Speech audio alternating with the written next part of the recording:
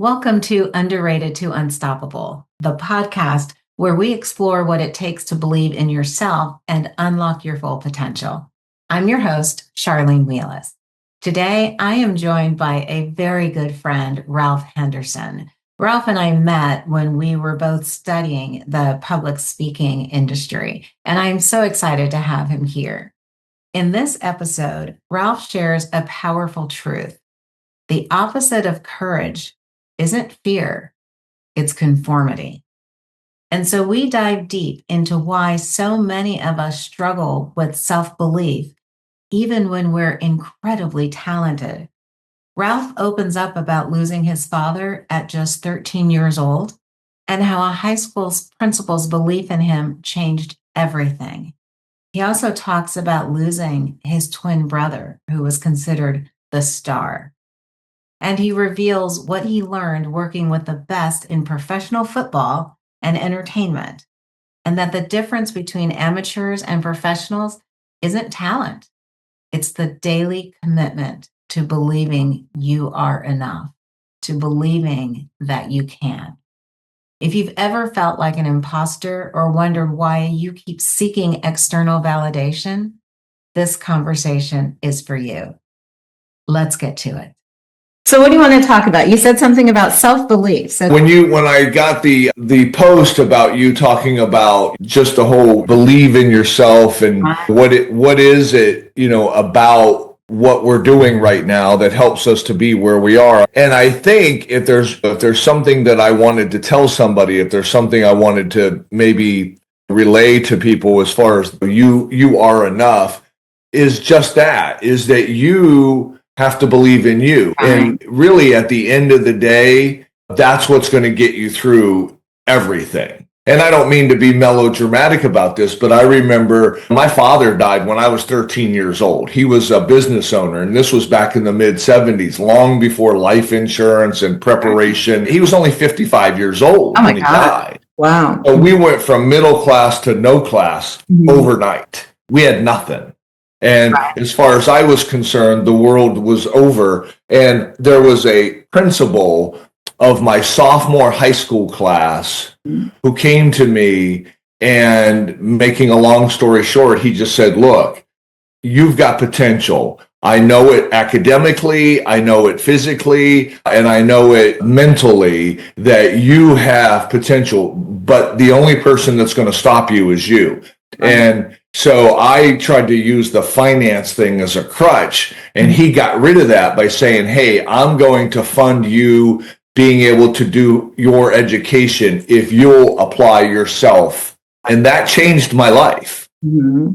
Right?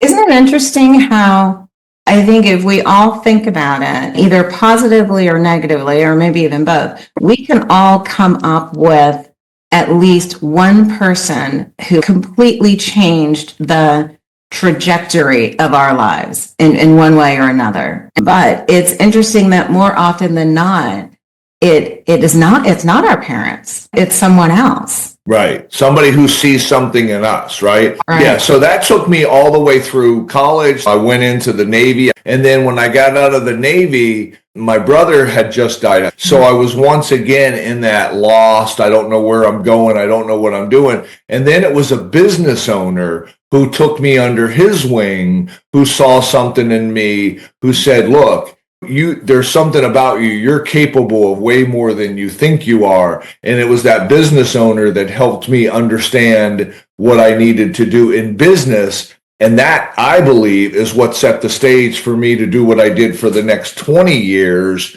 when I was working my way up the chain, up the ladder, call it whatever you want, and ended up being a very successful leader, somebody who the industry thought highly of and what have you.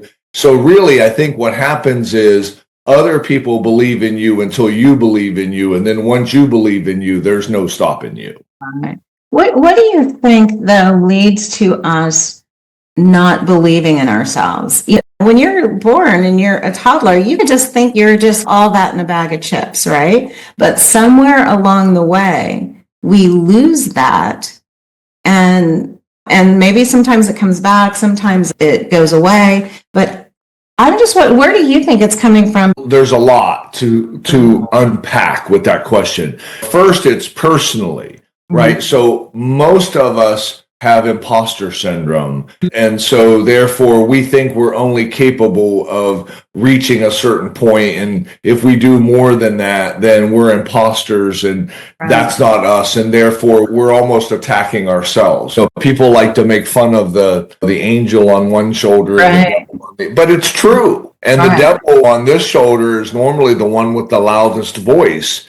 And so I think that happens. The other thing I think happens, and Charlene, this is a tough one because I think they don't mean to do this, but there's even people who care about us who do this because they think they're looking out for our well-being, right? And it's an interesting story because to your point, when we're born, we're all that in a bag of chips. And everybody tells us there's nothing you can't do. You've heard it a million times. You can be president. You can be a doctor. You can be a ditch digger. You can be whatever it is you want to be. But then as we get older, and let's say we go to college, our degree is going to be in X, and everybody goes, oh, that's dumb. Why are you doing that? You're not going to make any money. And then what happens is over time, and again, I think even with people who care about us, they think they're saying it because they want to look out for us, but now they're telling us what we can't do versus what we can do. And now what happens is we go into this conformity thing. I love this question when I'm talking to young people. I'll say, hey, what is the definition of courage? When they'll tell me courage is being brave, doing things you know is right, standing up for what's right, being bold and all this. So I'm like, oh, that's all good. I said, now what is the opposite of courage? And they'll say things like, oh, being weak or cowering down or not standing up to a bully. And I'm like, those are okay answers, but they're not actually the right answer. And they're like, what's the definition of the opposite of courage? And I tell them the definition of the opposite of courage is conformity. Now, what happens is we live life from grade school to middle school to high school to college. Are we really being taught how to do things that are bold, things that help us believe in ourselves, or are we really being taught how to conform? And that's why the valedictorians and salutatorians of the world, with due respect to them, don't end up doing as well as everybody thinks, because what the system has done is it's taught them how to be a conformist, not how to believe in themselves. Wow. You're so right. For me, in my story, we've known each other for a while. And for me, it's not just been conformity, it's been assimilation. And I might just steal this conformity idea and add that. That's okay. Because I like it and it's better. Well, remember, as speakers, the way we do it, the first time you give me credit. Right. The second time you say a friend of mine. Right. And then the third time it's just yours. Right. Yeah. I call that R&D, rob and duplicate. But it's just so true that we just go along. And one of the things I talk about all the time is it takes energy to be someone you're not. Right. If you're going through life, whether it's at home, whether it's at work, imagine if you didn't have to put that energy into being somebody else. Right. How much energy you would have left over to do better at your job or to be a better partner, to be a better parent or something. And I don't think people think about that requires energy. Yeah. So to answer your question even more deeply, then there's the vulnerability. And it's so funny, Charlene, because again, we will sit in audiences, we being people in general, will sit in audiences and we'll listen to people who are uber successful or very well known, somebody we admire, we aspire to, and 999 times out of 1,000, they were the ones who broke the mold. They were the ones who didn't follow the trend. They were the ones who truly knew they were enough. And they just believed enough in themselves. And we will walk out of that auditorium inspired and motivated to all get out. And then the moment we tell somebody we want to do something that's out of the norm or not normal or whatever, and they start pounding on us or hitting us with something that makes us vulnerable, we immediately forget about it. Sometimes when I think back on my life, and I didn't have those people who said, you can do anything, you can be this, you can be that. But later in life, I did have people like that who came along, and it made me think, why did I believe all the people who said the opposite? But what I'm finding is, and I'd love your perspective on this, when I started talking about choice, not chance, and you are enough, I was really speaking to women and women of color. What I've realized since you and I met several years ago is that, and you might have been one of the first people to say to me, hey, Charlene, this message is not just about women and women. I remember this. Right? Do you remember that conversation? And what I've seen since then is I'm seeing it in men, I'm seeing it in young men, I'm seeing it in older men, and maybe because people are more open to being more vulnerable, they'll say something now. Right. But it's like an epidemic. Oh, no doubt about it. Right? And I'm getting chills just as you're chatting because I love that you're doing this, because if there is one thing that I would love to leave it better than I found it, that is to let people know that it is an epidemic. And I don't mean that in a negative medical way, in a you're not alone way. And you know what? You are in good company, and therefore you do have the ability now to do things and say things to help you with whatever you think this is. Because I will tell you, when my twin passed, people ask me all the time, wasn't that hard for you to lose your identical twin? Here's somebody you grew up with and had a bond like no other. And I tell them the hardest thing about losing my identical twin was not losing somebody who was like me. It was losing somebody who had way more potential than I did, and that potential went away with him. Oh. Yeah, he was smarter. He was just, but he was also the matchstick. And so he burned really bright. Right. Really. What is that saying? Those who shine brightest shine for half as long. Yes. Right? Yeah. And this is another reason I wanted to have this conversation with you about You Are Enough. So in 2016, when my business was doing really well, and my coach was like, if you would have told me 5 years ago we'd be doing this, I would have told you were crazy. He said, so now I want to throw a left turn, and I want you to look at other industries. He said, you've done really well in the supply chain space. Let's look at other industries that you think you would enjoy, and let's see if we can't open your eyes to other things. And so what we did, we went through a little bit of a study, if you will, on what do I like? What am I attracted to? And I know you'll love this. We landed on professional football and we landed on professional entertainment, because my family comes from the entertainment world. So I ended up getting a contract with the NFL. I ended up doing entertainment, pregame, halftime shows for football games. And I ended up connecting with Live Nation, and I ended up helping with the production of music festivals, primarily on cruise ships. The people that I work with in all three of those industries were very good at what they did. They were actually the best. They were at the top of their game, and they were the people everybody else aspired to. And here's what I think is the golden nugget, the silver bullet, call it whatever you want. Every one of them decided that they believed in themselves and they were enough, and they were going to work on that every day. Right. Every day. This is what divides the professional from the amateur. The professional is willing to do what's necessary every day, regardless. It's a priority. No excuses. I go to practice. I rehearse. I do what I have to do to prepare every day, because they know we don't become who we are in 2 years or 3 years. We become who we are every day. Right. One day at a time. And I cannot emphasize that enough. Now all I do when I'm mentoring is we'll paint the picture of where you're going to be in a year from now. We'll paint the picture of where you're going to be in 5 years from now. But what I pound on is, what did you do today? Because what that means is every morning when I wake up, What am I doing today? And I think even when you go to bed at night, saying, what did you do today to be the best? It doesn't just happen, right?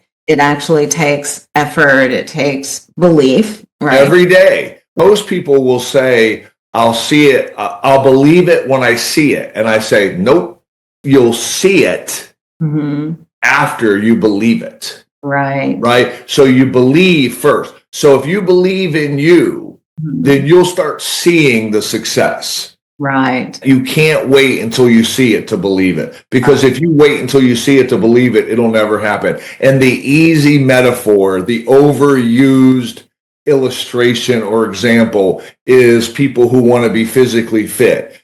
You're never going to get healthy by driving by the gym and go, hey, you know what? I'll believe it when I see it. Well, yeah, that's a good point, right? Because it's funny because my husband, who seems to be in fairly decent shape, he's thin. We've been married for 33 years now, almost 34. Wow, congratulations. Thank you. Thank you. I have never seen him exercise once. And he says when he retires that we're going to start taking walks every day to walk our dogs. And I'm thinking, you're just going to wake up one day after 63 years or 65 years of not exercising, and you're just going to say, okay, I'm going to start doing it. But with him, it's probably not that far-fetched. There you go. Because he is actually the only person that I can immediately think of that from the moment I've known him, he has always looked internally for his value. Oh, good for him. It's like I have been chasing external validation for the bulk of my life until I realized, okay, wait a minute, that's actually not the way to go. But he's just always had it. You're like 99% of the population. He's like 1. Which kind of bothers me because I never aspire to be like anybody. But before I close this out, let me ask you this. So when you started your business and things were going down, right? It took 4 years for things to come back. What kept you going rather than just throwing up your arms and saying, what? I was going to make a bet. It wasn't the right bet, so I need to go do something else. Really, the answer is it was just really one of those things where come hell or high water, I was just going to make this thing happen. It was because I just knew in my heart of hearts there was something to this. Do you think that you, more than just in your head, do you think that you felt it inside too? No doubt. I tell people all the time, between your heart, your stomach, and your brain, your heart wins, your stomach comes in second, and your brain is usually last. Right. I've studied quite a bit the somatic connection between your body and your brain. And it really is true that if we stop and pay attention, we feel it first, right? Yeah. Whether it's fear, whether it is the opportunity to be fabulous, whatever it is, right? We feel it before it ever hits our head. And often we ignore what we feel. Right. And we choose what we think, and we don't realize that what we think is not really that pure, right? It's already poisoned with different things and doubts. As a coach, I try to get people to really hone in on that somatic connection. And I'll ask them if they're struggling with something, I'll say, what is your body telling you? That's a really good question. Yeah. Close this out, Ralph. My last question is with everybody is tell us about when you got to the point where you said, I am enough. What was that? Yeah. And I really love this question. And what's really funny is when I felt that, when I knew the answer of it, it wasn't anything I had done or anything that had been done to me. It was one of the young people that I had mentored. She actually had become successful and she had started doing some things, and I started hearing about it through the industry. And she was asked, how did this happen? What did you do? And she said, the best advice I can give other people out there is to find a mentor, somebody who can help them, because it was that person that allowed me to be where I am and where I'm going. And that's when I knew, okay, I'm enough if I'm able to pour into somebody else and they can do it for other people. Yeah, that is a good feeling when you see others that you've mentored just go on and do amazing things. And I always think, hopefully bigger and better things than I did. Of course. Because they borrowed my belief in them, right? Yeah, I'll never forget the response on social media. She had done something, it was really cool, but I remember I had congratulated her and said, wow, that's great, it's over the top. And all she said was one line. She said, I could not have done it without you. Yeah, we all need those people, don't we? Yes. Yeah, and I'll tell you, it rocked my world. Yeah. I talk sometimes about taking our success and turning it into significance. Yes. Because at some point, success, however you define it, just isn't enough. So thanks so much, Ralph, for being on today. I really appreciate it. No, my pleasure. It's always great to see you.